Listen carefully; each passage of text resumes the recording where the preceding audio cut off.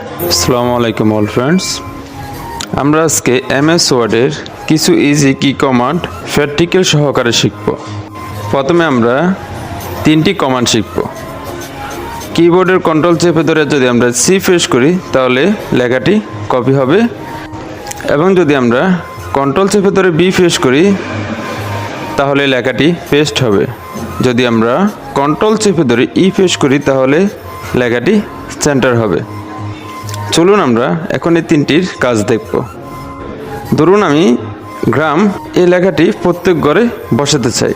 একবার লিখব এবং প্রত্যেক ঘরে লেখাটি বসাবো। তাহলে আমাকে প্রথমে লেখাটি সিলেক্ট করতে হবে। আমি লেখাটি সিলেক্ট করে কিবোর্ডের কন্ট্রোল চেপে ধরে সি প্রেস করলাম, করে লেখাটি কপি করে নিলাম।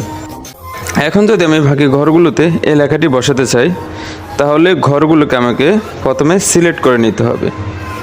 সিলেক্ট করে আমি কিবোর্ডের কন্ট্রোল চেপে ধরে বি প্রেস করব।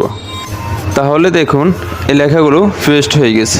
এখন এগুলো যদি আমি মাঝ বরাবর করতে চাই, সেন্টার করতে চাই, তাহলে কিবোর্ডের কন্ট্রোল চেপে ধরে ই প্রেস করব। তাহলে লেখাটি সেন্টার হয়ে যাবে। আমরা এতক্ষণ ধরে 3টা শর্টকাট কি শিখেছি, এখন আমরা আরও 5টি শর্টকাট কি শিখব। আমরা যদি কন্ট্রোল চেপে ধরে সেকেন্ড বন্ধনী প্রেস করি তাহলে ফন্ট সাইজ বড় হবে।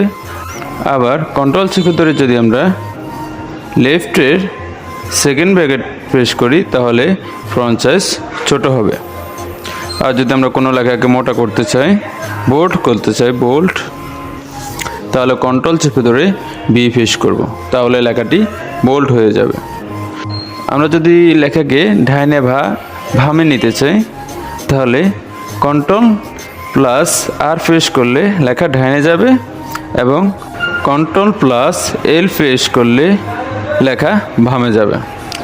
এখন আমরা এগুলোর প্র্যাকটিক্যাল দেখব।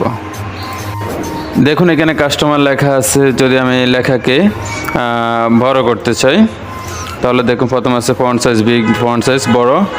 প্রথমে আমাকে সিলেক্ট করে নিতে হবে। সিলেক্ট করে কিবোর্ডের কন্ট্রোল চেপে ধরে আমি সেকেন্ড বন্ধনী প্রেস করব। দেখুন এটা অনেক বড় হয়ে গেছে।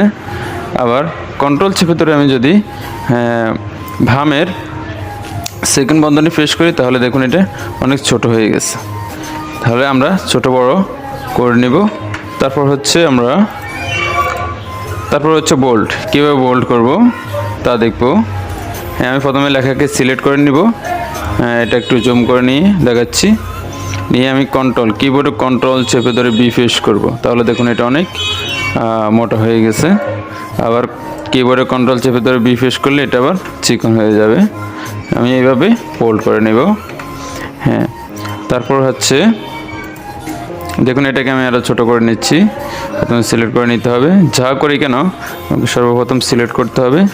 এখন আমি যদি কন্ট্রোল আর প্রেস করি তাহলে এটা ডানে চলে যাবে, আর যদি আমি কন্ট্রোল এল প্রেস করি তাহলে এটা বামে চলে আসবে। তাহলে এইভাবে আমরা ডানে বামে নিব। এই ছিল আজকের ভিডিও। সামনে ইংলিশ টাইপিং বাড়ানোর মূল কৌশলগুলো তুলে ধরবো। সবাই দেখে নেবে, অনেক হেল্পফুল হবে। ধন্যবাদ সবাইকে।